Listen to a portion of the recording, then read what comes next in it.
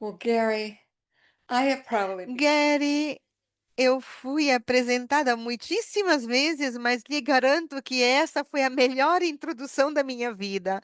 Eu te agradeço muito. Eu sinto muito entusiasmo, mas também um pouco de ansiedade.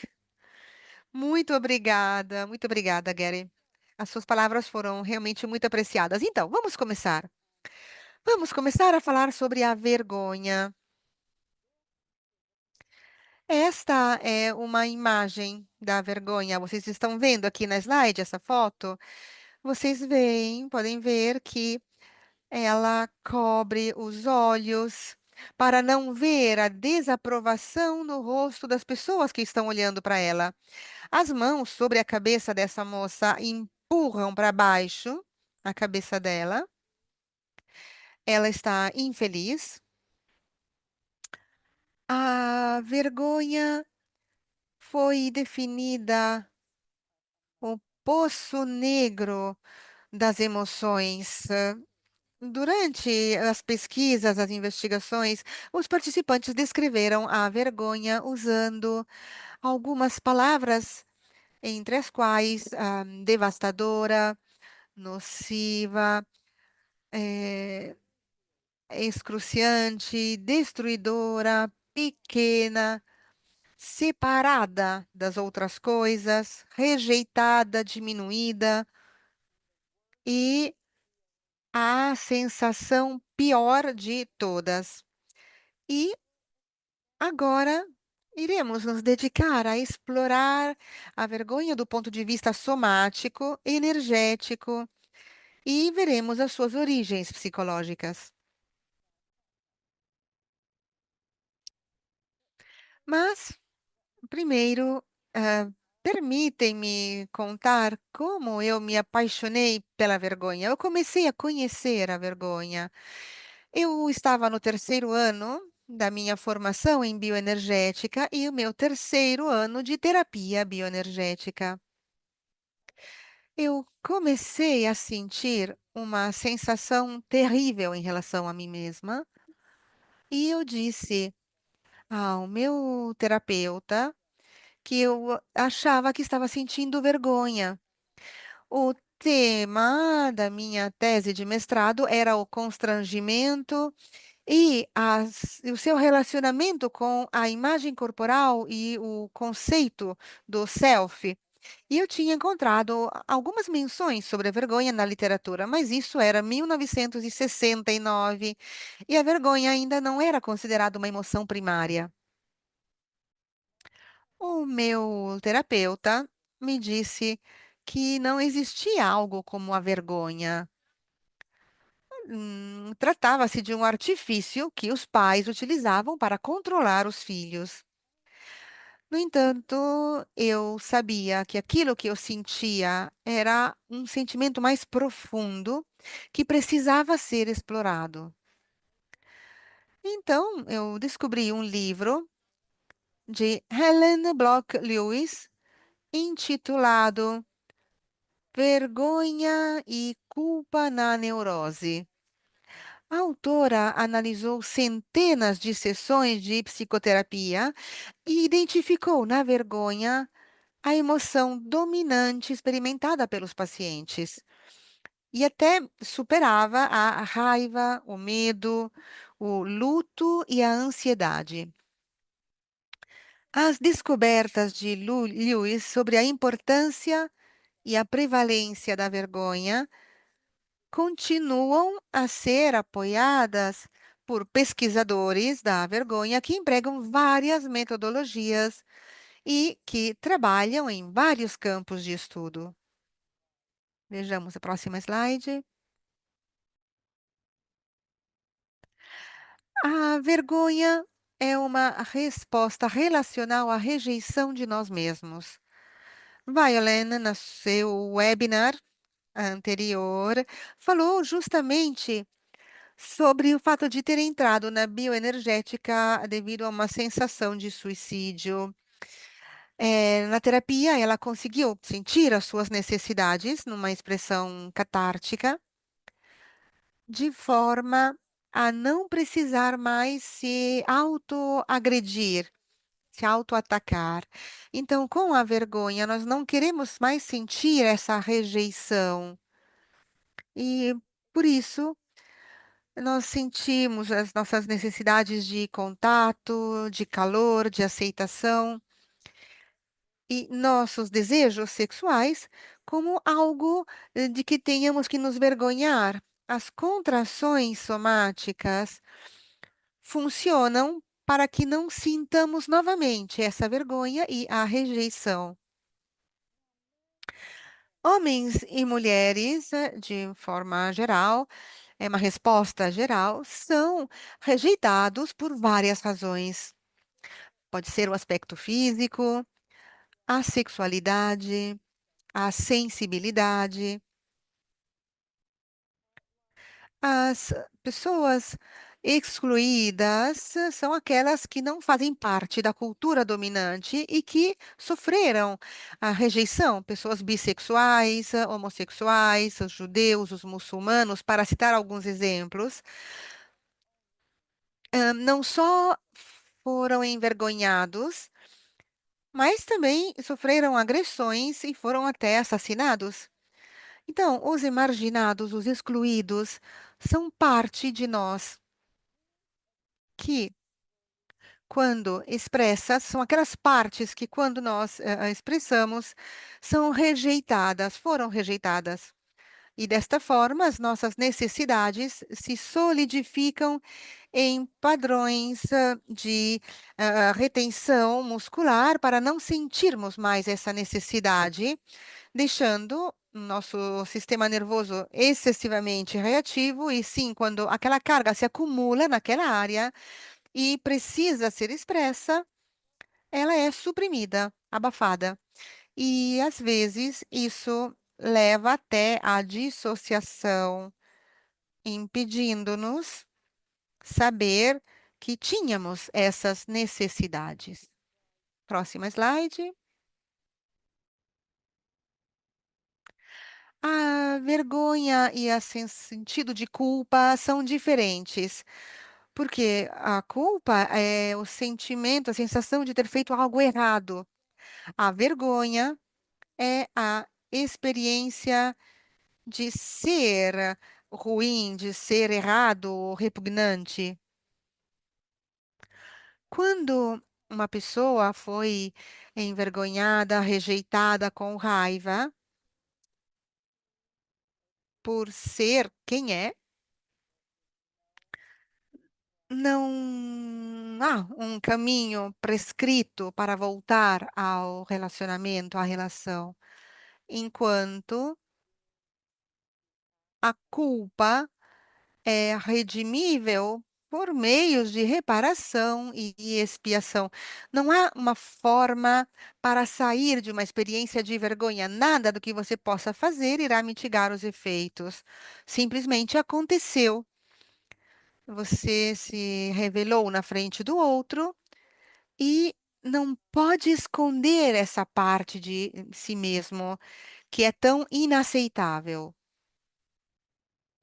Não se trata de um comportamento, mas é um aspecto seu que você mesmo sente como estúpido, feio, barulhento, fraco, sedutor, carente ou patético.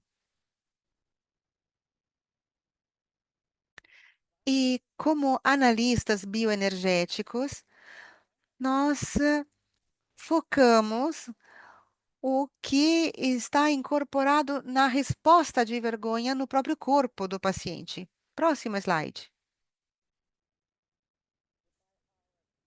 A biologia propriamente dita do constrangimento à vergonha é uma reação biológica inata presente desde o nascimento, que pode dilatar os vasos sanguíneos periféricos e que tende a ser persistente por longo tempo até que o sujeito consegue se recuperar. Eu gosto dessa citação. A vergonha envolve ah, um estopim curto de longa, demorada combustão.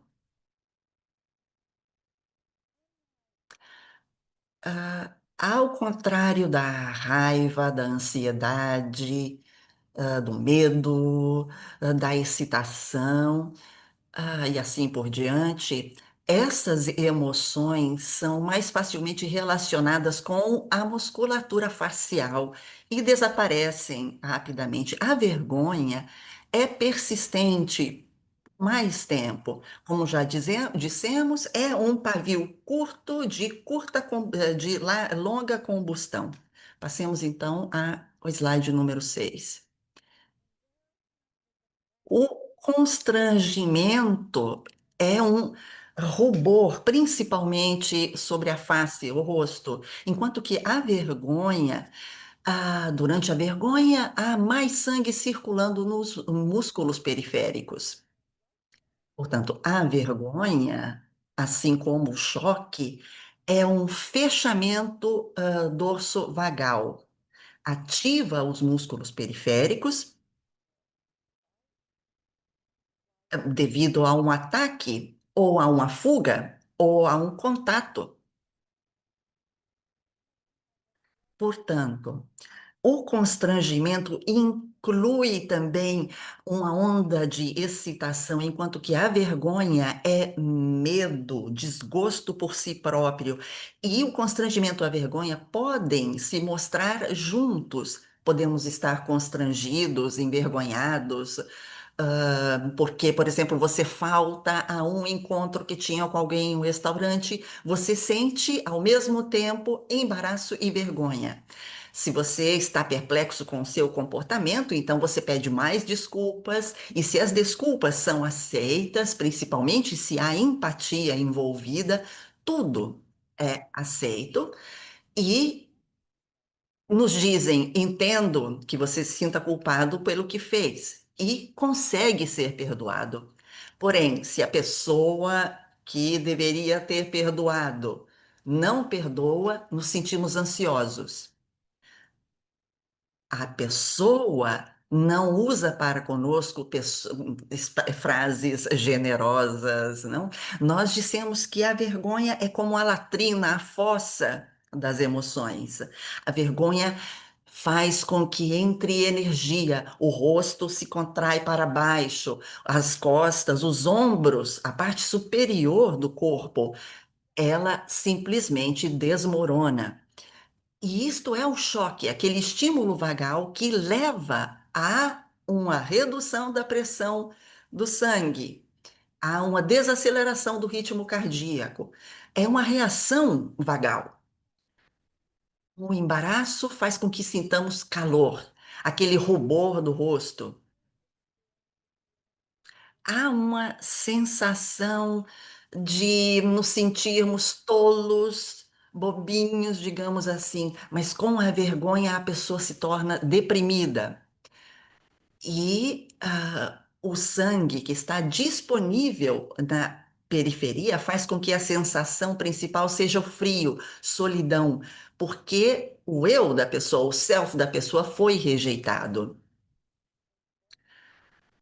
O embaraço, o constrangimento e a vergonha são respostas determinadas a nível biológico que requerem pudor.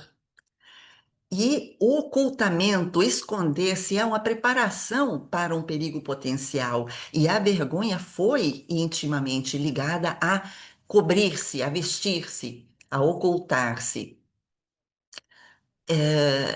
Ao tratar da vergonha, Ellis não reconhece, além do medo, da reação de fuga, da raiva, agressividade, não reconhece, então, a terceira reação fundamental para um perigo, e que é aquela de esconder-se, de ocultar-se e de imobilizar-se.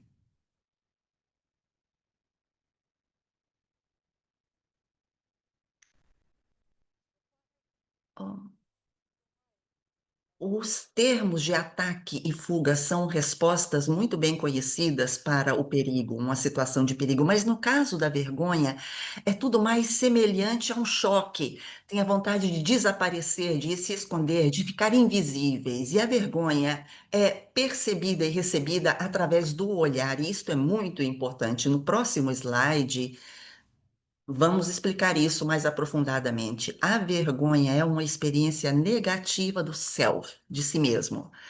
É a destruição do self temporária, momentânea, que leva a uma autodenigração. Durante a infância, até os 3 anos de idade, quando há aquela forte suscetibilidade para o contato com os pais, disse que a vergonha seja determinada a nível biológico. Nós sentimos esse conceito exatamente pelo contato com o corpo. Portanto, a partir da infância, os 3 anos de idade, e também ao longo da adolescência, a criança está sujeita aos transtornos de um distúrbio, um transtorno narcísico. Eu também fui chamada suja judia, sujo hebreu, e tenho essa memória que é tão ativadora, como já foi explicado por Gary, falando das minhas origens durante a sua apresentação. Portanto, a vergonha é a resposta do self, que foi sobrepujado pela rejeição. Portanto, na infância, até os 3 anos, nós vemos essa característica de suscetibilidade com relação à vergonha. E eis porque eu quero fazer uma experiência aqui com os senhores, aquele do rosto imóvel, que faz parte de um protocolo de pesquisa, de investigação. Um dos meus estudantes publicou este protocolo que se tornou sucessivamente famoso no mundo todo. E vou explicar-lhes aqui como funciona essa experiência. Um grupo de crianças com idade entre 6 e 16 meses e de mães foram incentivados as mães foram incentivadas a brincar com estas crianças, e as crianças entusiasmadas, tendo suas mães ali brincando com elas, e logo foi pedido às mães que abandonassem a sala durante 5 minutos. Muito bem. Um período de tempo bastante longo para uma criança daquela idade. Regressando à sala, às mães foi pedido que seguissem uma instrução, que se sentassem junto com as crianças, porém sem mostrar expressão facial alguma. Inicialmente, as crianças tentaram, de alguma forma, engajar as mães, com vocalizações, tentando alcançá-las com suas mãos, com manter também um contato visual e também com entusiasmo, e no final tiveram que renunciar. E esta é a resposta corporal física que foi demonstrada pelas crianças naquele momento. Ah,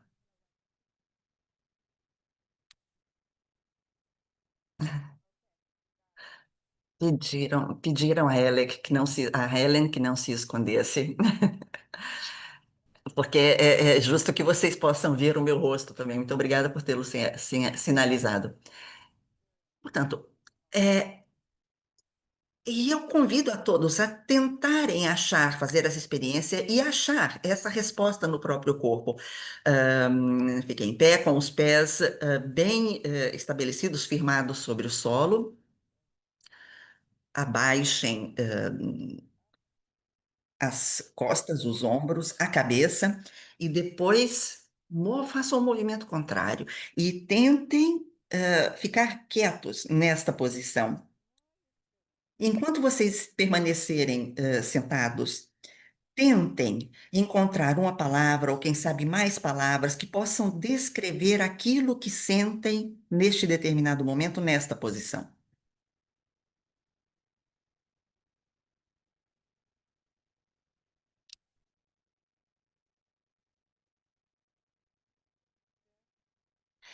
E isto é exatamente aquilo que os pesquisadores viram no rosto das crianças e nos corpos dessas crianças. Nessas crianças, cuja excitação, o entusiasmo não foi espelhado. E esta era a resposta de vergonha primitiva, primária. Portanto, não havia um diálogo interior e havia uma resposta do corpo presente desde o nascimento. E esta é a resposta da vergonha. Nós observamos a necessidade de espelhamento, principalmente durante a adolescência, naquele momento em que há uma dependência com o grupo dos pares para conseguir definir o próprio senso, o senso de si, e criar uma autoestima. Pessoalmente, eu fui a primeira das filhas, que nasceu nessa família grande, meu irmão primogênito, e ele recebia, então, mais atenções e entusiasmo. Depois de 1 ano e meio, meu tio e minha tia tiveram o primogênito. E 6 meses após isso, eu nasci. E naquele então, meu irmão, o primogênito, sentia esse rancor para comigo e não queria compartilhar a atenção dos nossos pais comigo. Ele me dizia que eu era feia, estúpida, e logo depois me pedia perdão e se aproximava de mim. E depois de ter recebido tanta atenção positiva, eu me sentia entusiasmada, feliz e logo em seguida chegava aquele ataque para comigo mesma, aquela reação de vergonha. E passaram-se muitos, muitos anos antes de poder compreender aquela relação entre entusiasmo inicial e a vergonha que subseguinte. Eu era a filha preferida, de meu pai. Porém, exatamente pela confusão criada nele, no momento que a minha sexualidade, vinha à tona, às vezes meu pai me insultava verbalmente. E uma tempestade, então, perfeita de vergonha, que aniquila, arrasa com qualquer emoção. Por favor, número 11.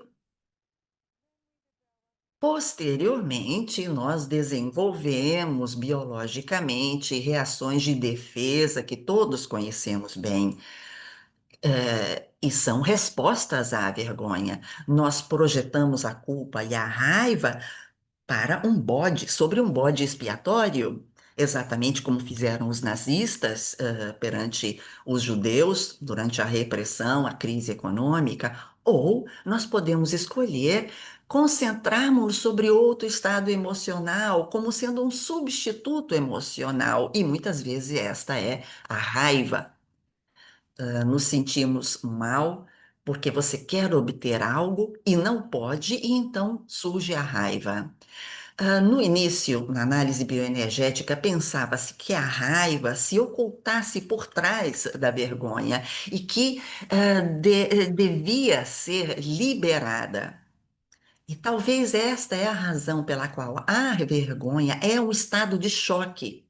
E quando saímos desse choque, daquela imobilidade, daquele congelamento, então começamos a lutar ou a atacar.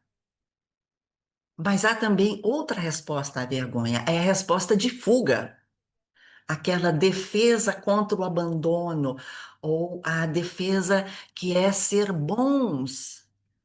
Ou a resposta da vergonha também pode ser uma de ataque, onde há raiva e agressividade utilizadas para defender a si próprios.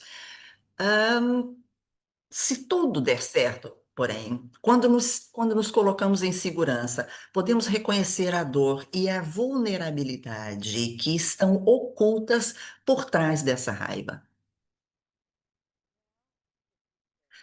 Se quiserem, podemos tentar uma resposta defensiva para a vergonha. E, portanto, eu peço a todos que tentem levantar e plantem bem os pés no chão enquanto estão em pé.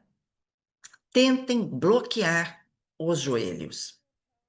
Fechem bem os joelhos e oscilem a bacia para trás e mantenham essa posição. Inspirem, tentando expandir o tórax e coloquem a parte ventral para dentro, o queixo bem para fora, bem exposto. E vocês podem ver que há essa energia, esse impulso do corpo. E tentem perceber como é estar dentro desse corpo. Seria bom fazer isso também juntamente com outras pessoas durante uma sessão de training, para ver o que vem à tona. E nessa mesma posição, tentem encontrar uma palavra ou mais palavras ou uma imagem que possam descrever a experiência.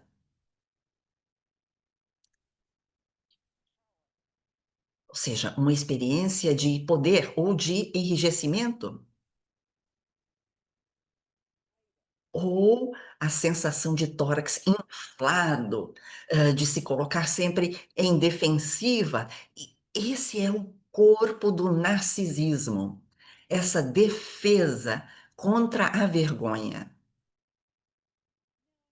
Agora, tentem abrandar os joelhos, façam uma flexão e respirem profundamente, fazendo com que a bacia vá para a frente. Tentem tirar a pressão de cima e, se quiserem, podem voltar a ficar sentados. Agora vamos procurar explorar essa experiência, aquilo que sentimos com este exercício.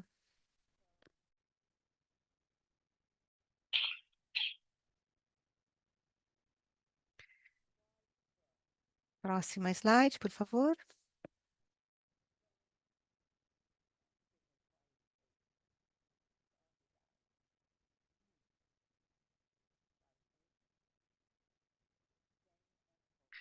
A vergonha e a cultura.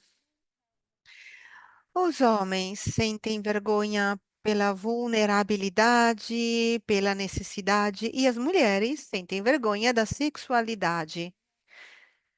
Então, abuso sexual feminino e vergonha.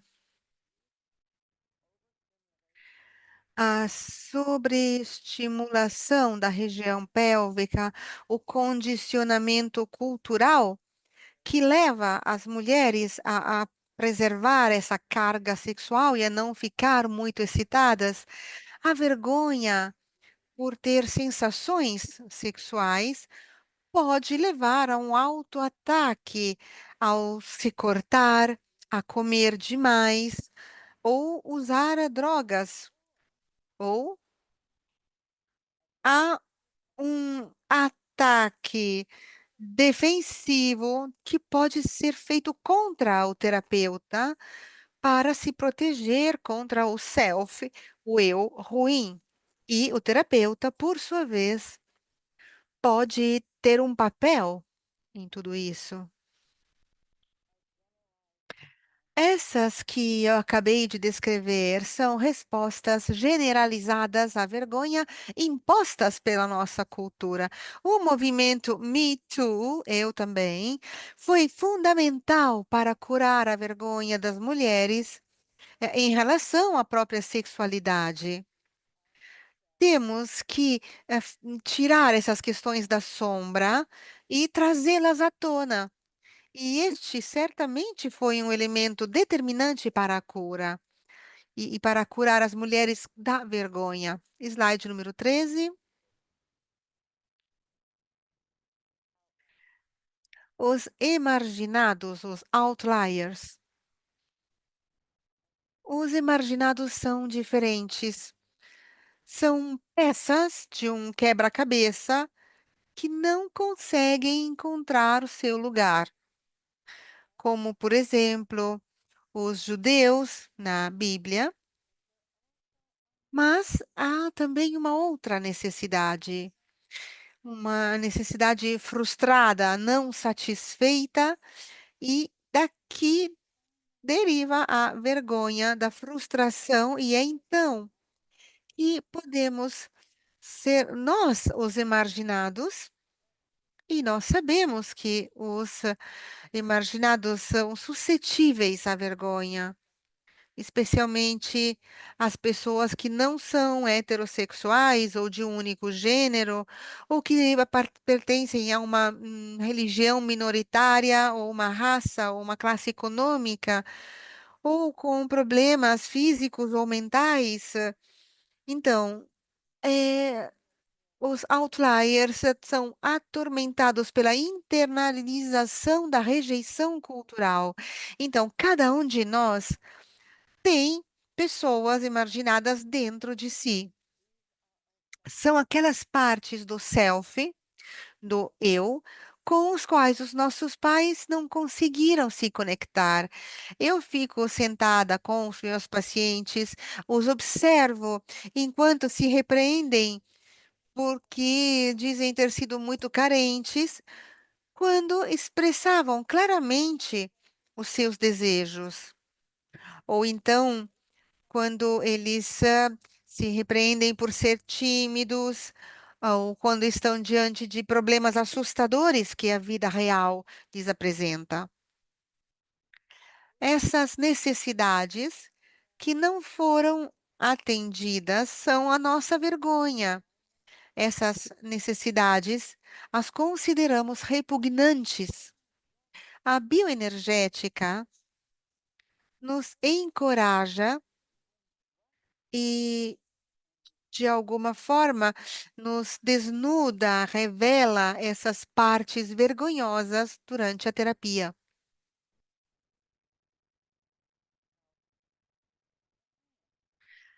E temos que estar atentos à forma como os nossos pacientes escondem esses aspectos, ou se tratam mal quando os sentem, quando os experimentam. Nós, como terapeutas, temos que ajudar essas pessoas a revelar essas partes e a nutri-las. Vamos fazer um exercício juntos, que diz respeito à cura da vergonha. Havia acontecido de dar uma aula durante uma conferência e me foi pedido para fazer um discurso a uma série de formadores internacionais após um workshop. E eu lembro que eu estava nessa sala, havia muito silêncio, e a uma certa altura eu me senti como que congelada, não sabia o que fazer. Então, eu decidi cantar uma música.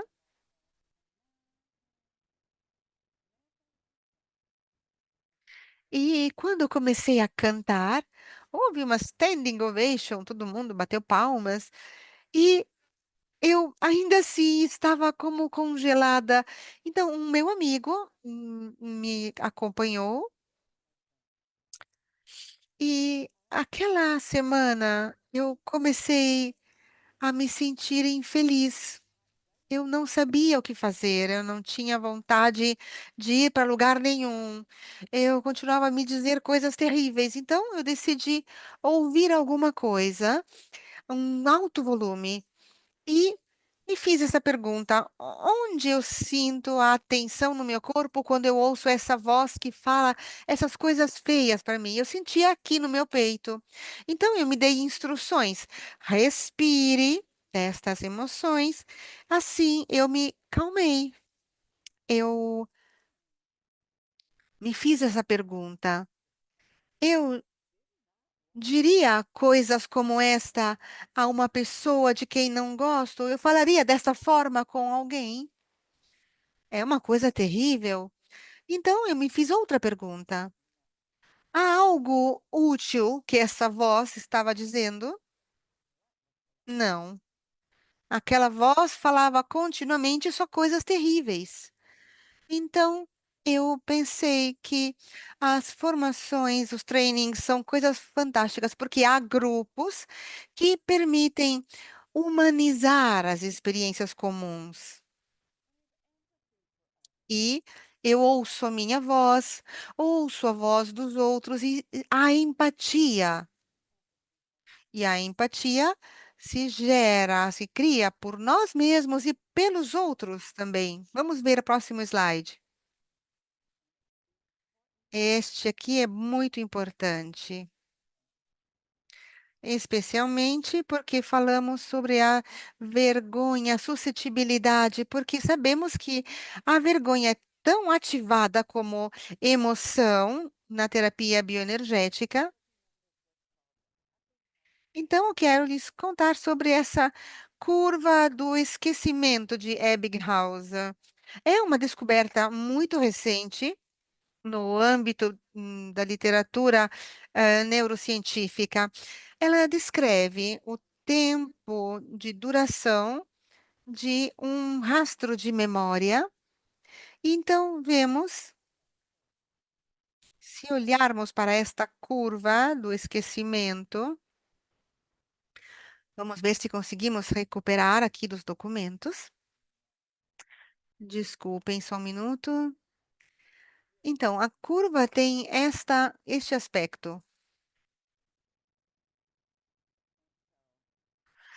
O que representa esta curva?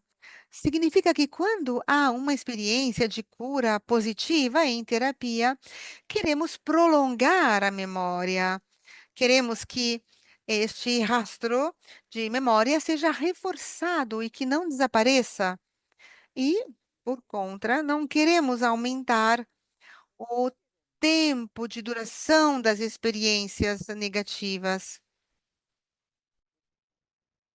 Sobretudo, queremos evitar que, no fim da sessão, o paciente sinta vergonha. Portanto, o objetivo é prolongar a duração das lembranças positivas, retendo, fixando as sensações positivas, as imagens, as crenças e as emoções positivas sobre o self, sobre o eu. E no fim das sessões, frequentemente eu dou instruções aos pacientes e peço que eles prestem atenção àquelas experiências somáticas positivas que viveram, que sentiram, e aquelas imagens que visualizaram, que viram emergir até a próxima sessão, pedindo que procurem preservar aquelas sensações e aquelas imagens e pensamentos sobre si mesmos, para retê-los na própria consciência. E, portanto,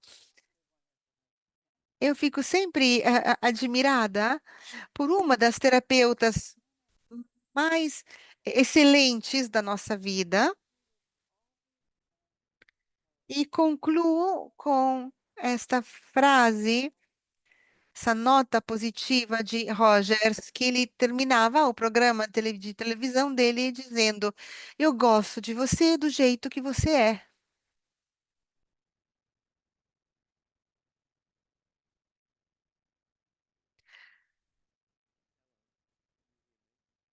Muito obrigada, Ellen. Você pode me ouvir? Ok. Ellen, ah, curva de Ebbinghaus foi mostrada agora, mas agora, porque não tínhamos visto na última slide. Você pode nos explicar novamente essa curva, Ellen, para as pessoas que não viram antes a imagem?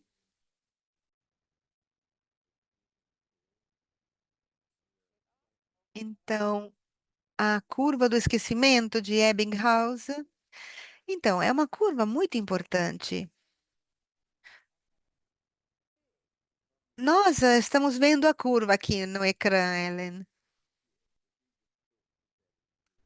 Se você pudesse só explicar novamente essa curva, porque você estava falando em quanto dura esse rastro de memória, não é? E eu acho que seria interessante repetir esse conceito, que possam explicar melhor este gráfico, esta curva. Ok, então, na realidade, nós vemos que dentro de uma hora, só um pouquinho que eu estou procurando aqui a imagem.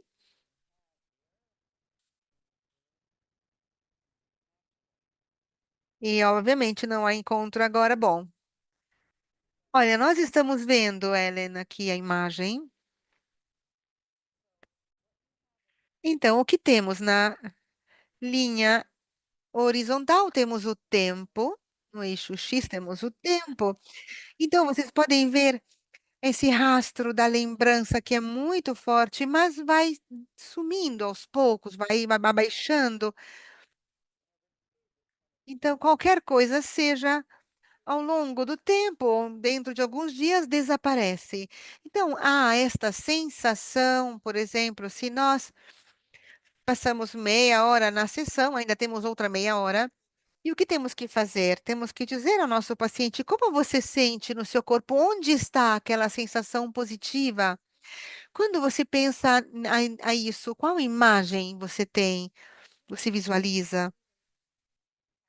Poderíamos também perguntar ao paciente para nos contar uma lembrança positiva, uma lembrança, com a qual se sentiu bem, se sentiu visto e estava entusiasta pela sensação. Você não tem que sentir vergonha, você sente o prazer que acompanha este movimento. Você pode me imaginar, ou pode imaginar isto. É certo ter uma necessidade, você sente o que acontece no seu peito quando eu lhe digo isso? E continuamos para bloquear esta sensação. Obrigado, Ellen. Então, lembrar. Obrigado, Ellen, por essa linda apresentação, porque você falou de uma ampla gama de assuntos. Então, quando desenvolve esse poder da vergonha, como podemos perceber aquele sentimento do self. Eu não vejo perguntas até agora. Os participantes ainda não fizeram perguntas, então podemos conversar aqui, nós dois, se você quiser, sobre vergonha.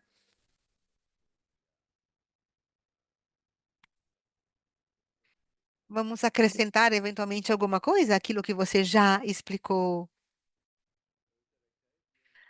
Para você, tá bom? Se conversarmos um pouquinho?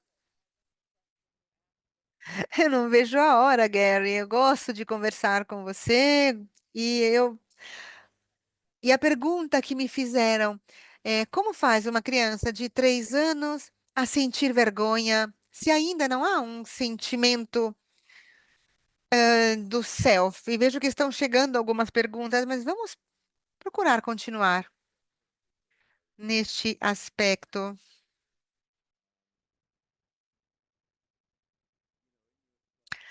Você, com as suas slides, explicou que a vergonha se desenvolve pela empatia, sobretudo durante a adolescência. E eu estava me perguntando Também quando nos escrevemos por e-mail. Então, um recém-nascido, um bebê, uma criança pequena, qual é a primeira vez que uma criança pequena sente vergonha? Você pode falar um pouco sobre isso?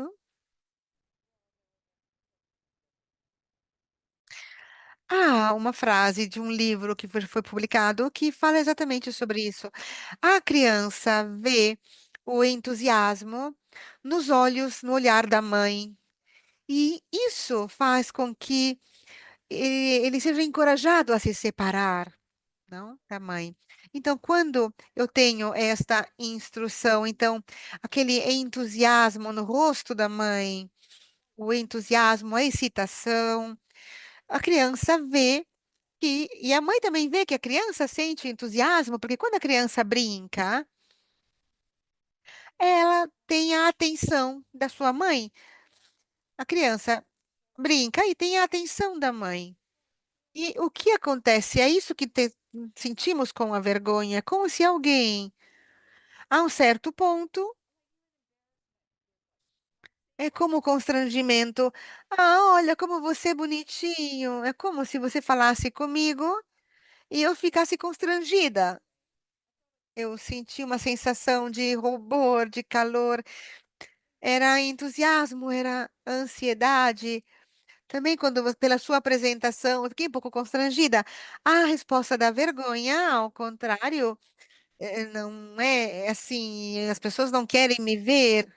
Então, a criança, como se desinchasse, desinflasse, aquela sensação de desinflar que nós sentimos quando sentimos vergonha, e não há palavras, porque a vergonha é como um soco forte no estômago, e aquela carga estava ali na criança, no recém-nascido, no bebê, e está ali graças ao contato.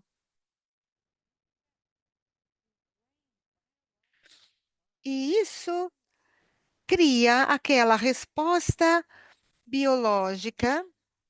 E depois chega aquela situação que, ai, eu vou me esconder, eu não quero ver novamente para isso.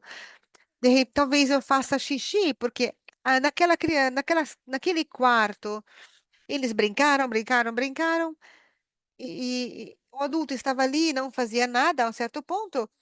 Naquela experiência, as crianças pararam de agir. Isso é um pouco diferente a respeito à parte oral, porque ali faltava contato físico. A vergonha ocorre através dos olhos, da voz. Este é outro aspecto muito importante. Essas crianças não recebiam também a voz como estímulo, e a voz também é importante. Vamos ver outras perguntas aqui. Tami pergunta: qual tipo de exercício é útil para suportar o paciente a se mover através da vergonha, quando emerge,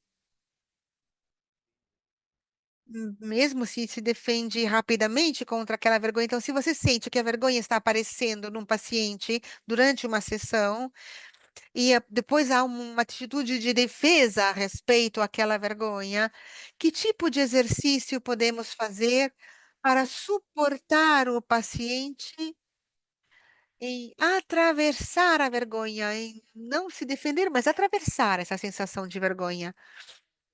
É, aqui é o momento em que chegam as habilidades bioenergéticas, ou seja, eu notei que você teve uma sensação desagradável e depois desapareceu. E agora eu vejo, porém, me preocupa o fato de que isso poderia ocorrer novamente. Talvez eu fiz alguma coisa que fez com que a paciente se sentisse assim, porque eu não vi quando aconteceu isso, porém estou preocupada.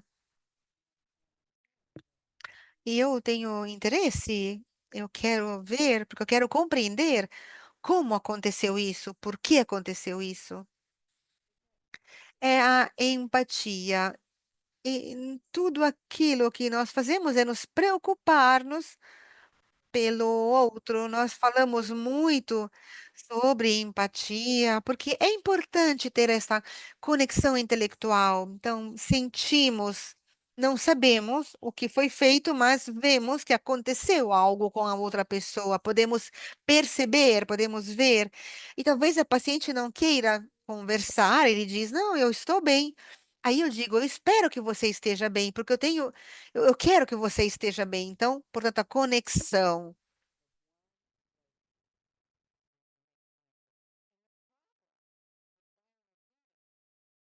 Que ocorre exatamente nesse momento, nesse ponto que ocorre a conexão, que às vezes sacudimos o nosso paciente ah, quando nós encontramos aquelas pessoas que se sentem marginalizadas, é necessário que elas vão de encontro àquela vergonha, mas há coisas que os pacientes não querem mostrar. Então é necessário ser muito gentis, delicados com essas pessoas. E eu vejo que a delicadeza e a gentileza fazem com que possamos alcançar uma conexão. Isso se torna, então, muito importante. Às vezes, nós levamos as pessoas a serem cientes, a terem ciência do próprio corpo. E há, então, essa modalidade dentro deles que faz com que venha à tona a vergonha. Exatamente, o corpo vai de encontro a uma necessidade que não lhe foi permitido anteriormente, ou pode ter sido humilhado. A humilhação é algo que requer atenção. Simplesmente porque você sabe uma coisa, percebe uma coisa, não quer dizer que seja útil sabê-lo. O importante é como enfrentamos determinada coisa. Vejo que a outra pergunta aqui, Letícia. Escreve, gostaria de um esclarecimento. Como devemos agir com um paciente que está no estado de vergonha? Nós temos que pedir a ele que tenha uma lembrança positiva e que mantenha essa boa lembrança positiva até a próxima sessão de terapia. E como agimos quando a vergonha está presente durante a terapia? Bem, o que posso dizer é que normalmente eu faço assim. Eu digo à pessoa, acredito que você esteja sentindo muita vergonha. E,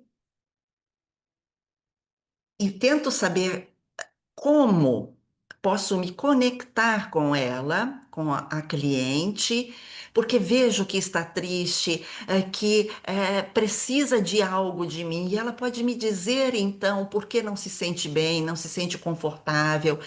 Ah, porque aquela sensação vai surgir. E não quero que saia imediatamente daquela sensação. É necessário conhecermos, saber, identificar quando há uma resposta de vergonha. Por exemplo, eu não estava ciente quando senti isso pela primeira vez. Eu disse simplesmente, quando aconteceu comigo, que havia algo de negativo que rodava pela minha cabeça. E logo aconteceram todas aquelas coisas com meu irmão, que contei-lhes aqui. Por exemplo, ele ia a uma festa, eu ia a uma festa, recebia muitas atenções, estava feliz, e logo sentia a necessidade de ter feito alguma coisa errada e de atacar a mim mesma. E era uma loucura, porque isso acontecia repetidamente comigo. Portanto, eu precisava de alguém que me dissesse.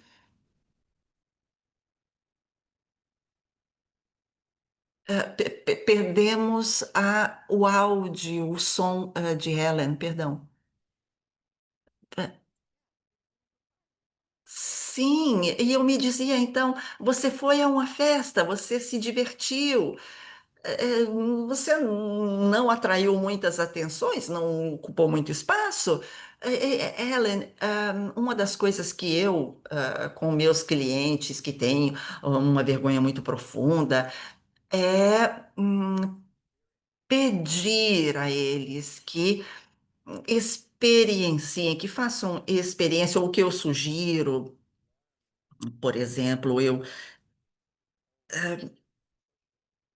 Por exemplo, ou estão num colchonete, eu peço a eles que mantenham um travesseiro, uma almofada sobre o próprio corpo e que tentem sentir no próprio corpo aquela experiência de vergonha, que se apoiem, pode ser até a uma parede, mas que sintam aquela sensação desconfortável no corpo. Isso às vezes foi útil, sim, principalmente quando eles estão em defensiva, quando tentam se defender dessa contra essa emoção, principalmente quando tentam ocultar essa sensação. E aí está a vulnerabilidade.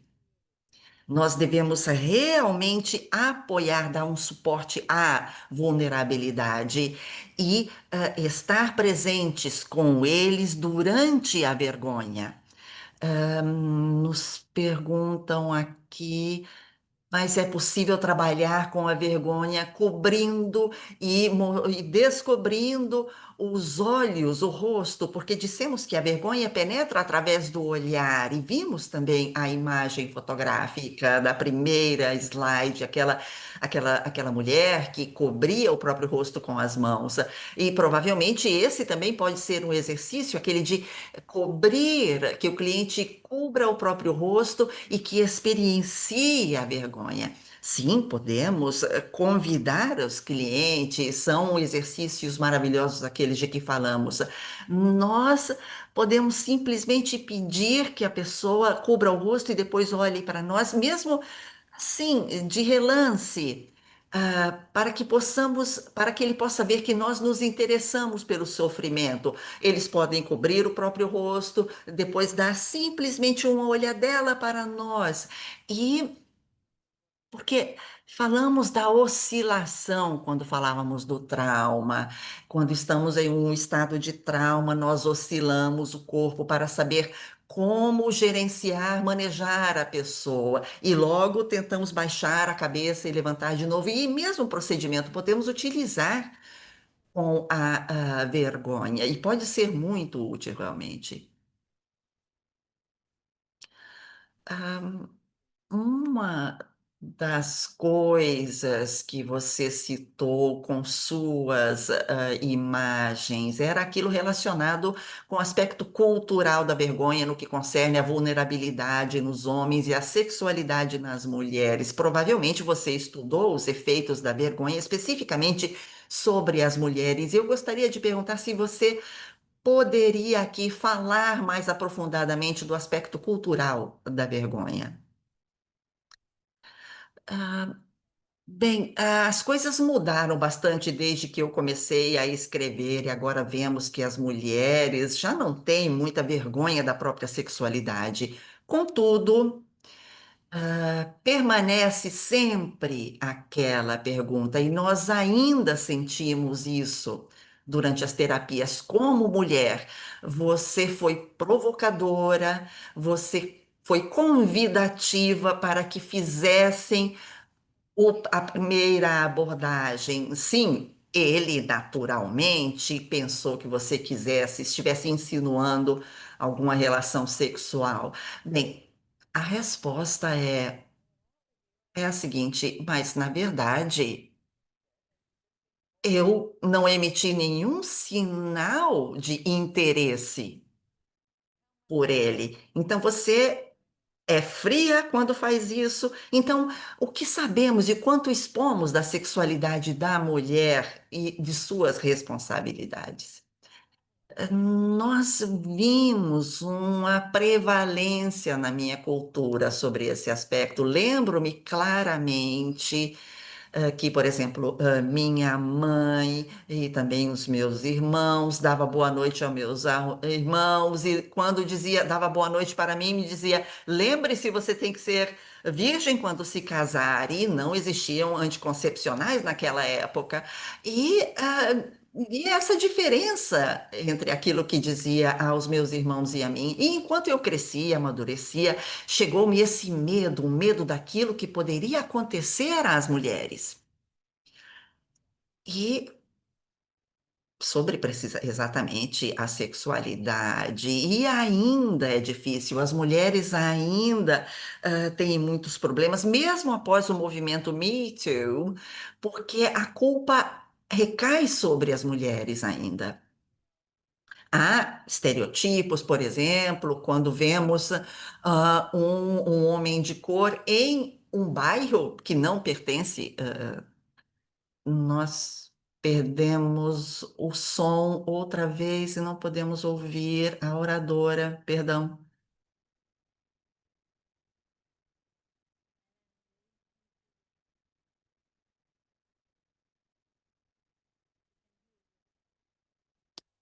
Bem, muito obrigada, Alicia. Helena, você nos contava eh, da vergonha dos homens de cor, dos afro-americanos.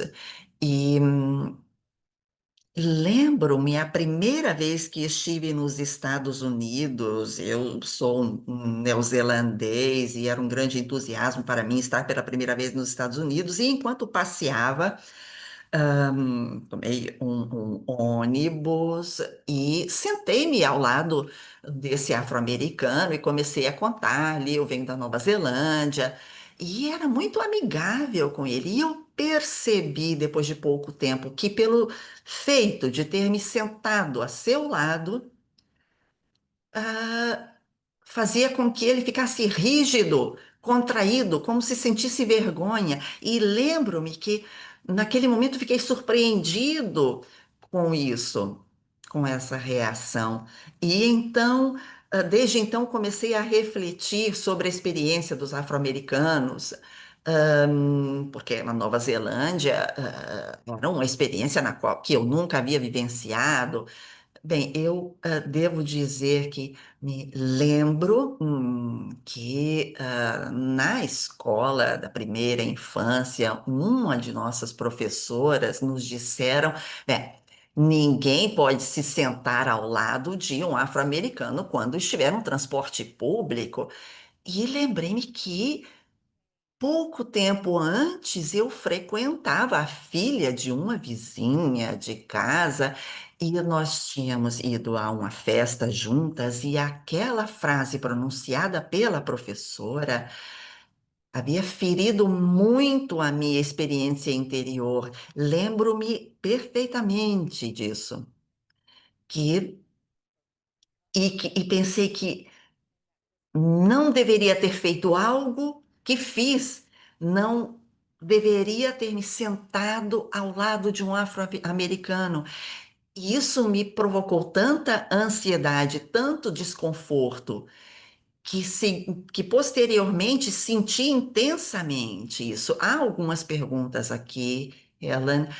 Uma tem relação com possíveis referências bibliográficas para exercícios bioenergéticos, para o tratamento da vergonha. Bem, certamente eu posso aconselhar, recomendar aqui um artigo de Ellen, publicado sobre o Bioenergy Journal, mas há outras fontes bibliográficas a serem sugeridas. Claro, há um livro onde há exercícios que podem ser feitos para tratar a vergonha, projeções de vergonha, e há também sugestões para workshops. E a coisa interessante sobre a vergonha é como ela é experienciada, vivenciada no corpo quando se fazem exercícios de grupo, e como essa experiência possa ser espelhada. É algo que é sugerido como exercício em grupo. Para grupos, há muitos modos, muitas fórmulas a serem utilizadas internamente a grupos para instilar a emoção da vergonha e fazer com que ela seja vivenciada. A cura ocorre graças ao espelhamento, e é por isto que workshops, oficinas de grupo são importantes e potentes. Lembro-me uma vez, muitos anos atrás, durante um estágio, me encontrava com um grupo de mulheres e começavam a bater próprias partes do corpo. Odeio meus joelhos e batia em seus joelhos. E outra dizia: é ridículo que você odeie seus joelhos. E, então, nós decidimos fazer um exercício, escolher uma parte do corpo, da qual sentimos vergonha e tentar pensar que aquela parte do corpo é bonita, que faz com que estejamos bem, com que nos sentamos bem. Então, e este foi um, uma experiência reparadora da própria vergonha, e é algo que nós também, como terapeutas, podemos fazer. Tentemos então aprofundar um pouco mais a experiência da vergonha, em grupo e como possa ser curada a vergonha. Certamente, o movimento Me Too e as experiências de grupo podem ter um grande relevo a nível de cura. Você pode nos contar algo mais aprofundadamente sobre experiências de grupo quanto à vergonha? Eu tenho uma experiência de vergonha pelo corpo devido a um comentário feito por meu pai. Simplesmente lembrar aquele comentário faz com que sinta vergonha. E se vejo que um paciente, um cliente, e fizesse um comentário, não, mas o que há de errado se seu pai fez aquele comentário quando você tinha 16 anos? Bem, aquele comentário, aquela observação, ouvida por mim, com aquele tom dito em voz alta, fez com que eu me sentisse mal. Se eu estivesse sentada com um grupo de mulheres, tendo um contato visual, um contato físico, certamente aquele comentário teria tido sobre mim um efeito diferente, exatamente como o contato online, remoto.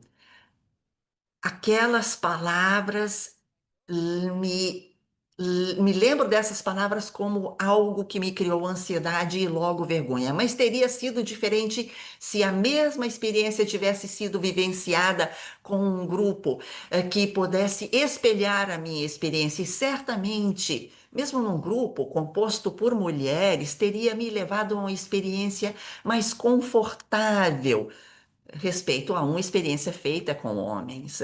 Então, você está falando de um compartilhamento com um grupo de mulheres. E exatamente Chiaretta pede alguns aprofundamentos quanto às dinâmicas da vergonha masculina, exatamente porque você está falando de um grupo de mulheres que fazem com que você se sinta mais confortável, compartilhando coisas. Com respeito a uma vergonha masculina, quais dinâmicas estão em jogo? Faço-lhes um exemplo como terapeuta bioenergética. Quando proponho exercícios respiratórios a homens, eles chegam até a chorar ou chegam lágrimas, digamos assim, aos seus olhos, e é um exercício com essa ferramenta do banco para a respiração, que levam a essas reações tão comovedoras. Pouco antes, e eles contam as próprias histórias, dizendo que tudo está bem, e logo depois de começarem esse exercício, aparece o choro, que faz com que mostrem a própria vulnerabilidade que não quiseram mostrar antes por medo, por sentirem-se ameaçados. E é então uma parte que é descoberta, manifesta, porque meus clientes, homens, sabem que podem se revelar durante as minhas terapias. Então, esse auto Esta autorrevelação dos homens é mais sigiloso durante as terapias, mas eu digo que houve uma evolução, principalmente nestes últimos anos, uma autorrevelação de pacientes masculinos diante de uma terapeuta mulher.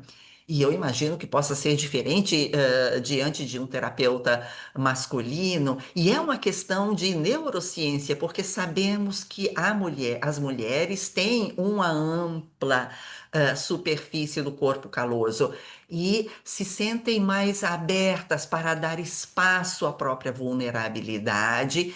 Com respostas coerentes, ao contrário, esta área reduzida no homem, o hemisfério direito e esquerdo possuem dimensões diferentes respeito àquela feminina, e eis porque então podem ter um pensamento mais desorganizado. E isto é aquilo que nos levou à evolução, face ao predador, os homens reagivam face ao elemento feminino de formas diferentes, e essas são estratégias que nós trazemos ainda em nossa cultura, por exemplo, respeito também a como é cuidado uma criança, respeito a como cuida da criança uma mulher, porque há essa diferença entre hemisfério direito e esquerdo, e há exatamente um tema biológico, evolucional, respeito à vulnerabilidade e a mostrar essa vulnerabilidade, e é como é enfrentada a vergonha derivada de tudo isso. Sim, muito útil, Helena, pensar. Também os elementos que estruturalmente são diferentes no cérebro da mulher e no cérebro do homem. Assim podemos compreender as diferenças entre homens e mulheres. E você pode me explicar o conceito de bússola da vergonha? A bússola da vergonha é um conceito que foi desenvolvido por Mike Miley com 4 pontos cardeais com várias reações, ligadas a cada ponto. Então, o primeiro, a retirada, o ataque contra si mesmo, então todas aquelas emoções de vergonha negativa, como o terceiro ponto, como passar por cima daquelas dependências ligadas, por exemplo, ao álcool, ao excesso de trabalho, à dependência do açúcar também, por exemplo. E todas as estratégias para superar a vergonha. E o quarto ponto desta bússola da vergonha é o ataque contra os outros, onde as primeiras 3 estratégias não funcionaram. E se chama justamente assim, bússola da vergonha. E podemos utilizá-la na terapia, pedindo que os pacientes desenhem essa bússola para que identifiquem qual é a parte do próprio self que atacam, como fosse uma voz crítica, autocrítica, que gera um círculo vicioso. Claro, é uma atividade que pode permitir reduzir a ansiedade, por exemplo. De fato, uma das estratégias que eu utilizo para reduzir a minha ansiedade é sair passear de bicicleta. O que eu fiz hoje antes de começar este webinar é uma modalidade para me sentir ocupada, para não sentir a ansiedade, para não pensar no que eu tenho que fazer. Então, cada um poderia encontrar a própria modalidade.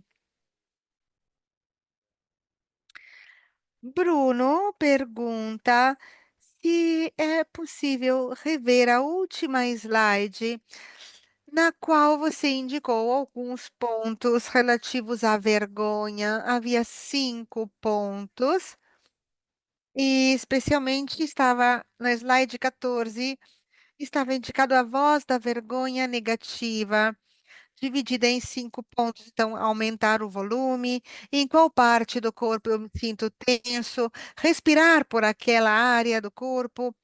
Eu falaria assim com alguém de que não gosto. Havia informações úteis. Então, o Bruno pede se podemos voltar nessa slide e falar sobre isso.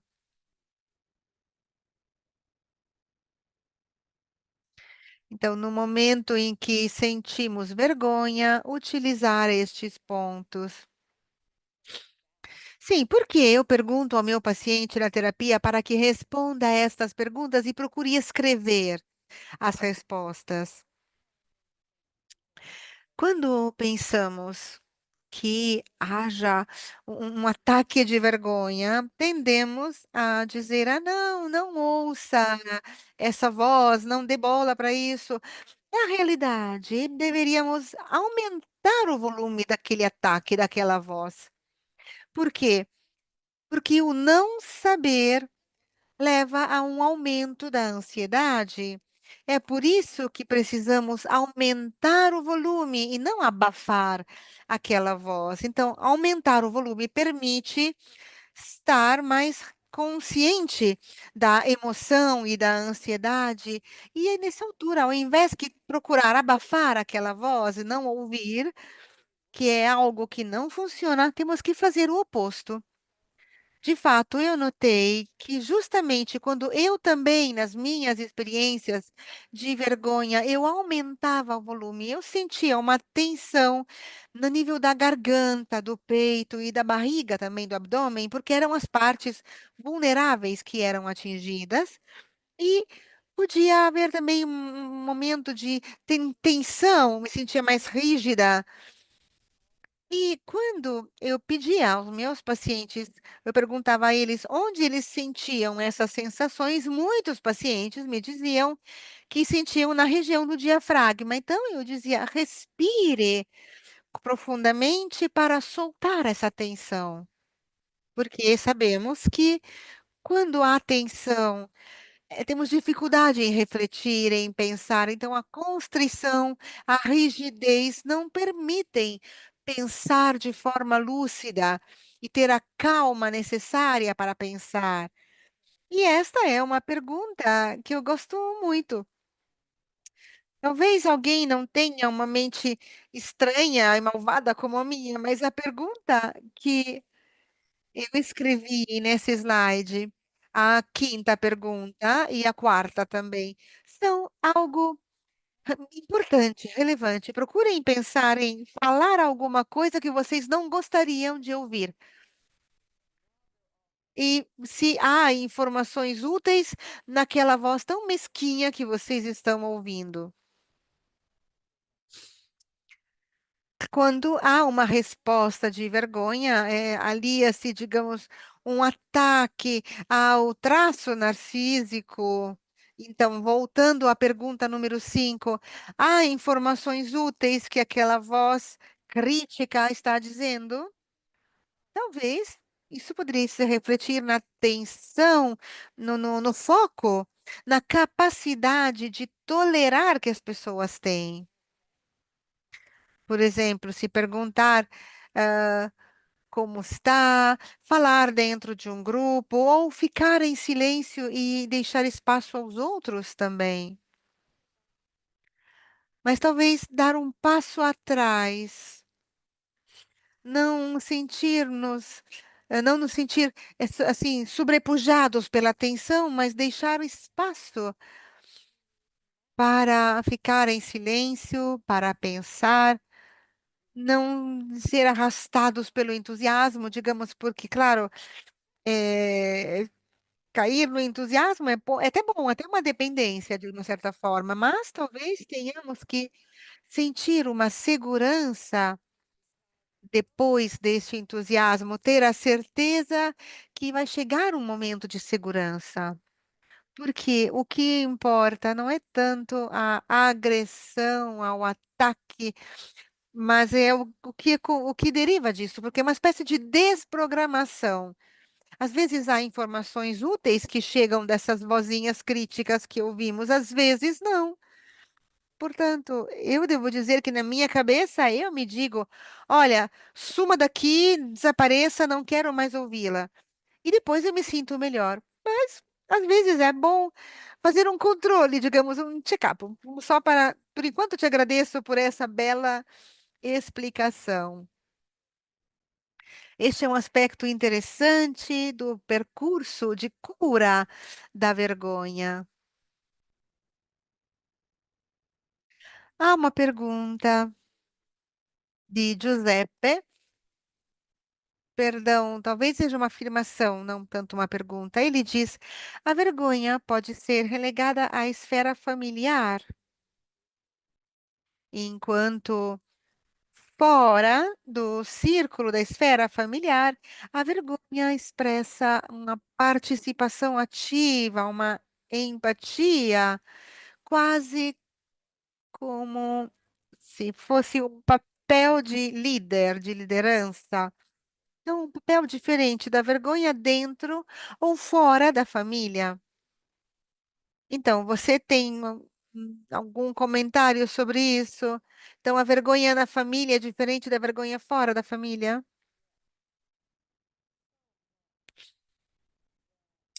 Claro.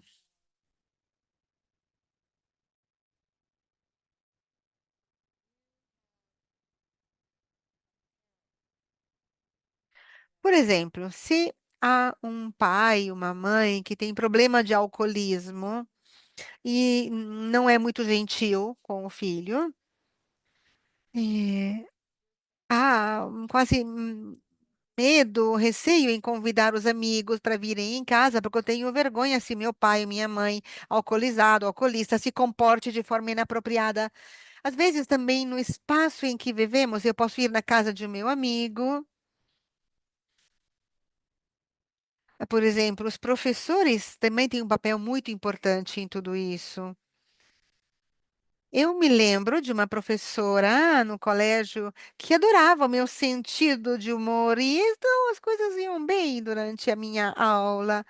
Eu me sentia apreciada por essa professora, mas quando eu voltava para casa, na minha família, eu não era considerada pela minha família tão divertida. No meu sentido de humor não era apreciado, muito pelo contrário, era essa aqui não tem, faz piada sem graça. E isso abria, digamos, debates intelectuais dessa família judia e entrávamos em discussões, digamos, intelectuais.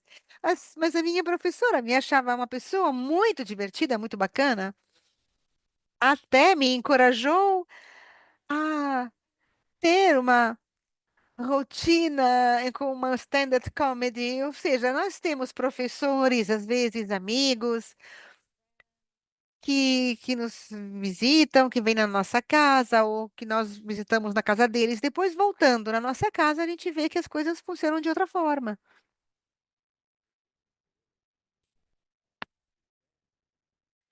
Suzana pergunta, nos diz, obrigada por essas informações tão profundas sobre a vergonha. Eu trabalho com pessoas que viveram traumas e têm uma forte dissociação, e eu queria saber como podemos gerir a vergonha que leva a uma forte dissociação.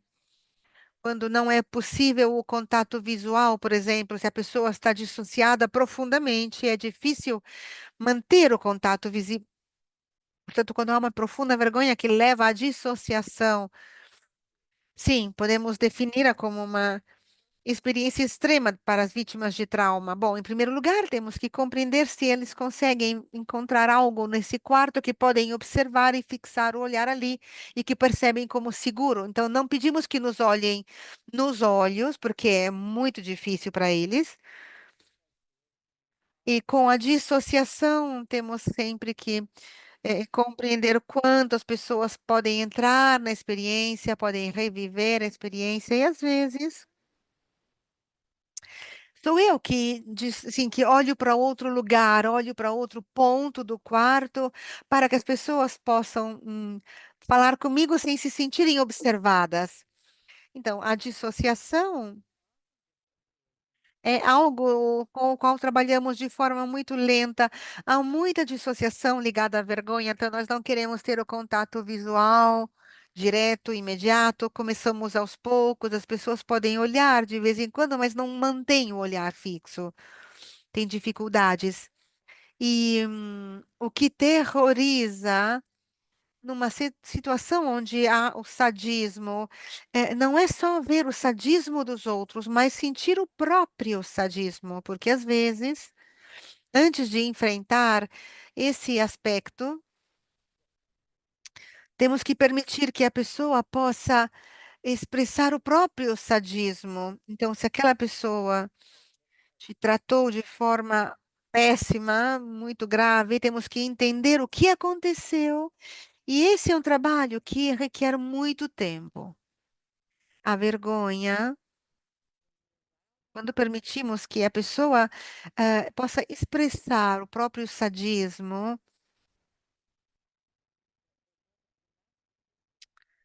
é a parte, digamos, a parte seu aspecto masoquista não tem nada a ver com isso. Por exemplo, um pai, uma mãe, um genitor podiam ser sádicos, então pode haver sadismo em nós como pessoas, porque nós vivemos essa experiência. Nós, falamos também sobre a raiva. Então, eu tenho emoções ligadas àquilo que uma pessoa fez e quero que os outros também sintam e sofram aquilo que eu sofri. Então, este é o motivo para mim, e não só para eles. Quanto mais eu estou em contato com o meu sadismo, mais eu consigo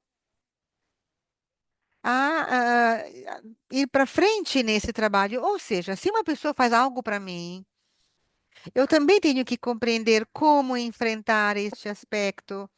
Eu lembro que eu tinha um chefe muito sádico de uma minha paciente e fazia um gesto sexual que eu observei e eu dizia: "Bom, agora você não pode mais fazer isso". E ela olhou para mim e disse: "Eu vi 4 terapeutas antes de você e essa é a primeira vez que eu me sinto segura então eu quero fazer isso". Então para mim, foi uma coisa que me assustou, me deixou um pouco assim, pasma, mas isso tinha me ajudado a terminar a vergonha, porque aquela pessoa era uma pessoa terrível.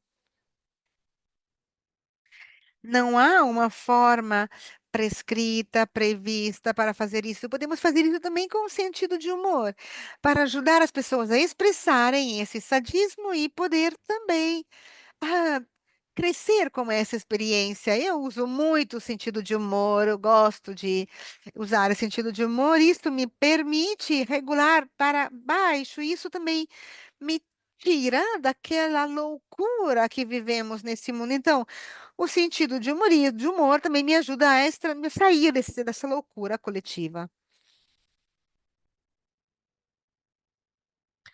Mino, acho que é um psicanalista e diz: durante a sessão, eu dizia que não só os sonhos eram uma forma para chegar até o subconsciente, mas a vergonha também é. Então, eu encorajo o paciente a sentir a vergonha, expressá-la e sentir todas as associações, as emoções, as fantasias ligadas à vergonha. E eu sempre senti isso muito precioso, muito útil na abordagem psicoanalítica, mas o paciente é encorajado e acompanhado nesse processo. Você vê, essa é uma observação interessante. Então, a nível de setting psicoanalítico, a vergonha é vista como um percurso, um caminho que permite chegar a livres associações e chegar mais no subconsciente. Então, o que nos oferece, o que um bom terapeuta oferece, é um ambiente de contenção que contém a pessoa e onde a pessoa pode conter esses aspectos, e eu acredito que não possamos fazer uma boa terapia sem conseguir oferecer um ambiente assim, um ambiente de contenção, como já foi indicado. Ou seja, não é só subconsciente, Mas é dizer, eu estou aqui para vocês, eu estou aqui para contê-los, eu posso contê-los, eu vou estar com vocês, eu não vou me afastar, eu não vou embora, eu vou procurar entender, compreender.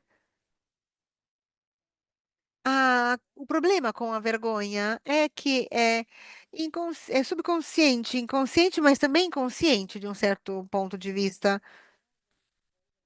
E um ambiente de contenção analítico muito diferente a respeito ao still face, ao rosto imóvel que nós vimos antes. Ellen Shore nos diz que a maioria daquilo que acontece na terapia acontece a nível inconsciente entre o terapeuta e o paciente, mas o terapeuta que contém o ambiente permite ao paciente de sentir que será aceito em todos os aspectos. Eu vou aceitar todos os aspectos que você tem. Vou estar com você, eu não vou te abandonar, não vou te fazer com que você se sinta humilhado. Isso cura. Não acredito que possamos fazer uma terapia sem este aspecto.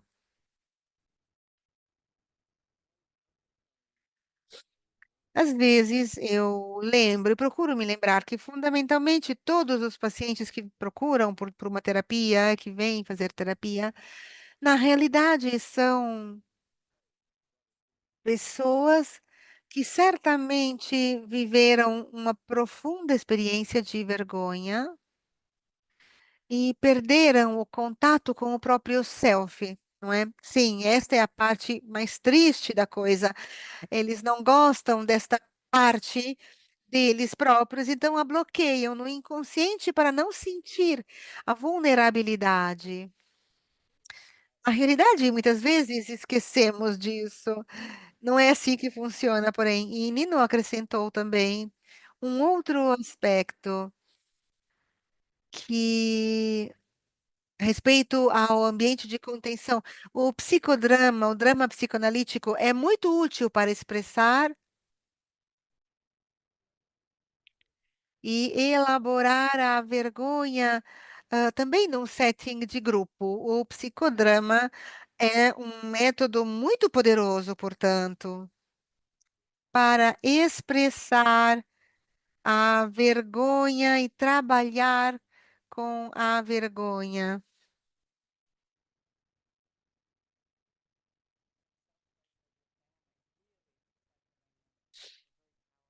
Nós sabemos, temos grupos de psicodinâmica que fizeram trabalhos muito significativos também quando no início da bioenergética e são muito potentes porque podemos fazer com que essas partes possam vir à tona, digamos, com esse tipo de trabalho.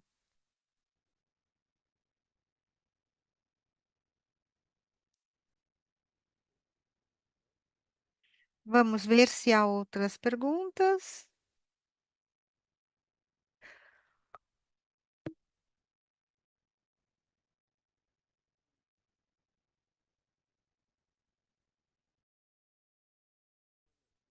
Não sei se você quer falar um pouco mais sobre um aspecto, porque durante a apresentação que fiz de sua trajetória, você tinha tido experiência também com o Ku Klux Klan, e gostaria de saber se você quer compartilhar um pouco da sua experiência como mulher e hebraica também. Qual é o poder, o terror que você vivenciou e experimentou exatamente quando criança? Não sei se você quer partilhar conosco. Bem, eu já sendo adulta agora, eu sinto uma ansiedade em tocar esse assunto agora. E é muito honesta a minha frase. Eu quero dizer que não, não faço nada a nível de organização política agora, e quero afirmar isso aqui. Não faço, eu sinto vergonha e medo. Eu, por exemplo, já organizei alguns movimentos de resistência, ajudei algumas pessoas que estavam em situação de ilegalidade no país ou que estavam no exército. Eu já fui de barco a Cuba, os cubanos já não têm direito a acessar o nosso país, foi negada recentemente também a entrada de cubanos. E eu lembro-me também, antigamente, o Ku Klux Klan que pichava muros de escolas, e lembro-me de muitos aspectos que logo foram apresentados em alguns livros e foram vivenciadas experiências terríveis, inclusive muito próximo à minha casa. E posteriormente eu fiquei sabendo disso através de livros publicados pela Associação Hebraica também. Ahm, Portanto, o não saber de algumas coisas fez parte da minha experiência. Recentemente, porém, em Londres, houve uma manifestação, quanto aos reféns e falava em uma conferência neurocientífica sobre o trauma e me encontrava em Londres. Eu me detive 4 vezes, porque a segurança nacional interferiu. E eu fui detida praticamente e para controles. E logo então na minha volta dessa viagem, eu disse: eu tenho que escrever algo, porque isso é bastante ocasional nos Estados Unidos. É como colocar, se as pessoas tivessem o alvo desenhado nas costas, não se sentem livres. E há essa ansiedade atualmente, e as pessoas não se sentem seguras no o templo que frequento. Há sempre policiais que controlam as entradas das pessoas, e eu, como criança, havia recebido as instruções de deitar-me no chão e fingir que estava morta quando chegassem os nazistas. E nós tínhamos um comércio em casa e tínhamos que esconder tudo naquela época. E lembro-me que minha avó convidava só, por exemplo, mulheres afro-americanas, por exemplo, e que não eram convidadas em nenhum lugar, enquanto nós éramos convidados ao country club, e nossos pais praticamente tinham que nos defender desse aspectos que estavam presentes na nossa vida. E há essa presença constante na minha vida. E o apego que sentia por uma senhora afro-americana que cuidava de mim quando eu era criança. E isso fez com que eu me sentisse atraída por essas pessoas afro-americanas. Helen, você me falou de uma música que trouxe uma lembrança, e era uma canção que me acalmava muito quando eu era criança. E eu tenho um grande orgulho de ser hebraica. Eu estudei filosofia no Union College, eu li tantos livros de filosofia sobre as lutas pelos próprios direitos. E, na verdade, e sabemos que todos podem fazer uma algazarra tremenda quanto ao próprio orgulho, e o orgulho e outros se escondam. Eu tenho orgulho das minhas origens. Portanto, é lógico, a vergonha também é parte da minha vida. E eu acredito que todos nós sintamos muitíssima vergonha. Não é verdade? Sim, claro. Eu tenho uma estrutura masoquista resistente a qualquer vergonha e tratei disso também em terapia. Lembro-me de ter tido um sonho uma vez, de uma mulher, de cor que estava no outback da Austrália, na verdade era um aborígene, que parecia estar morta, e havia a silhueta dessa mulher, desse cadáver em putrefação, que se aproximava a mim. Sabemos que o sonho, a vergonha, é uma experiência muito poderosa, que capta aquela vergonha profunda que estava dentro de mim. E isso me ajudou muitas vezes a enfrentar essa vergonha. Ao contrário de querer atacar, de encontrar um bode expiatório defensivo, ao contrário disso, a imagem se unia para formar empatia. Há possíveis respostas diferentes também dadas por pessoas, e quem sabe com esse sonho que você teve, você conseguiu abrir seu coração. O seu coração se abriu graças àquele sonho. Há alguns comentários aqui ainda e muitíssimos agradecimentos por compartilhar seu conhecimento, por seu envolvimento e seu desejo de divulgar e disseminar esse conhecimento. Há comentários aqui feitos por Francesca, que diz que está estudando bioenergética na escola, é a sua especialização, e que sua fala foi iluminadora e positiva. Há palavras muito bonitas, muito carinhosas de apreciação. E também comenta que há outros elementos comuns com a psicoterapia sensomotora, sensorial motora, e há também divergências e não só pontos comuns ou convergências. Bem, para melhor me explicar aqui com a psicoterapia psicomotora, há intervenções sobre traumas. E pergunta, Rafael, exatamente quais são as semelhanças e as diferenças entre essas intervenções e a análise bioenergética. Bem, um bom terapeuta é um terapeuta que oferece um ambiente de contenção empática. Eu vi trabalhos de terapeutas sobre traumas e os mais famosos que fazem intervenções maravilhosas com pacientes traumatizados,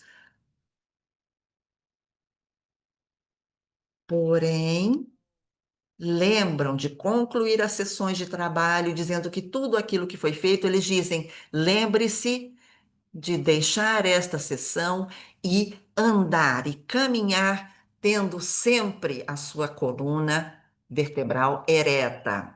Então, a coisa melhor é conseguir trabalhar sobre traumas a nível sensorial e motor, com outras intervenções, que, porém, a base de tudo, tudo deve estar embasado sobre uma certa vigilância, um senso de alerta. E a bioenergética, de certa forma, errou em afirmar que você está escondendo sua humilhação, você tem que ser mais agressivo, você tem que não ser passivo e agressivo. Ah, muito obrigado por ter dito isso a mim. Agora vou fazer exatamente isso, e eu creio que isso tenha sido um erro da bioenergética. De uma certa forma, era certo o conceito, mas não auxiliava, não foi de ajuda, não serviu de ajuda. E a resposta do paciente, quando não é aquela que nós esperamos que seja, a resposta à vergonha, para mim, foi a minha abertura para a sexualidade, a minha abertura para aquela sensação que me inundava de sensualidade. E eu dizia: não, isso não pode estar certo. E não, é o contrário, é como um míssil. Eu me sentia completamente carregada e queria liberar aquela carga. E, mesmo assim, era-me dito algo diferente. Não diziam-me, não é bom sentir essas sensações do próprio corpo, não é este o prazer que queremos. Diziam-me exatamente o contrário, diziam-me que eu não deveria liberar a minha carga. É lógico, há a contratransferência, a qual nós temos que tomar cuidado, a contratransferência do terapeuta respeito à excitação do cliente. Como é possível conter isso? Eu acredito poder dizer aqui que os terapeutas necessitam, perdão, tenham medo da própria excitação e da excitação do cliente. Não são capazes de estar sincronizados. E o que propõe a intervenção sensório-motorial? Ah, Está bem, mas além disso, é necessária uma intervenção que possa conter o paciente no nosso ambiente, na nossa sala de terapia. E isto, então, é algo que eu sempre relembro: continuar a olhar, e dar, então, espaço àquele prazer que foi retido, com intervenções sobre a bacia, sobre a área pélvica, por exemplo. Sim, é algo sobre o qual agora se presta atenção. E por que não foi feito antes? Não sei. Mas é interessante descobrir também estes aspectos em nossos pacientes. Sim, é verdade, Ellen. Muitas vezes os terapeutas ignoram, apagam, desligam aquela excitação porque têm medo que aquela excitação possa ser perigosa durante a terapia, que possa assumir forças vitais. Sim, é exatamente isso. Bem, nós estamos chegando no encerramento do nosso trabalho. Nós havíamos começado a nos aquecer aqui e chegou o momento de encerrar. Então, eu me pergunto se você tem um pensamento final, uma reflexão final que queira compartilhar, algo positivo. Sim, eu poderia ler aqui também alguns comentários de agradecimento, mas se tivéssemos que escolher uma mensagem para trazer conosco para nossas casas sobre o trabalho com a vergonha, há algo que você queira acrescentar como conclusão? Sim, que a vergonha curou-me. Eu me curei com a vergonha. Com a vergonha, eu consegui curar aquilo que havia dentro do meu corpo. Portanto, eu consegui uma ciência, uma conscientização positiva que nunca havia experienciado antes. Eu cresci no estado de Indiana. Eu fiz o meu doutorado, e lembro-me que tinha ido ao sexto andar, ao sexto piso desse edifício. E agora, ao contrário, eu tenho medo, do sexto andar, porque lembro-me, durante a prova, de doutoramento, o medo que tive de chegar ao sexto andar. Lembro-me de ter chegado no escritório de meu professor e me disse: Você fez um bom trabalho, mas agora você tem que ir embora. Não, porque você é diferente daqueles que estão aqui, você é diferente das outras pessoas que estudam aqui, você não é como as outras pessoas que frequentam este lugar. E, e aquilo que entendi então é que aquele professor não havia dado a mim o conselho correto, e porque eu deixei, fiquei com raiva, e logo a American Psychological Association publicou muitas das minhas pesquisas, das minhas investigações, e eles esperavam que eu escolhesse participar das conferências onde poderia ter apresentado minhas conclusões, minhas pesquisas, mas eu estava focalizada naquele pensamento de ser a única hebraica do comitê da universidade, e isso levou-me à motivação de preparar as aulas. Eu era a única estudante hebraica que havia conseguido uma graduação e um doutoramento, e talvez este tenha sido um trabalho inconsciente. Tudo o que me aconteceu posteriormente, no fim, eu decidi não me tornar professora. Decidi não aceitar um trabalho proposto a mim pela universidade e me tornei uma analista, uma terapeuta de bioenergética. Então, tudo aquilo que aconteceu fazia sentido. Aquilo que aquele professor que não me queria na universidade, eu, uma garota hebraica, vinda do Indiana, diferente de todos os outros, diferente de todos os outros peixes que estavam no aquário. Mas eu só entendi tudo isso recentemente, aquilo que aquele professor queria dizer. E finalmente, para completar a história, eu terminei o meu doutoramento, me tornei assistente, professor associado com 600 estudantes. Então, e somente outro dia, pensando em toda a minha trajetória, eu pensei no significado das palavras daquele professor que dizia-me: você é hebraica do estado da Indiana, diferente de todos os demais. E sim, e é exatamente esta a riqueza que trago comigo.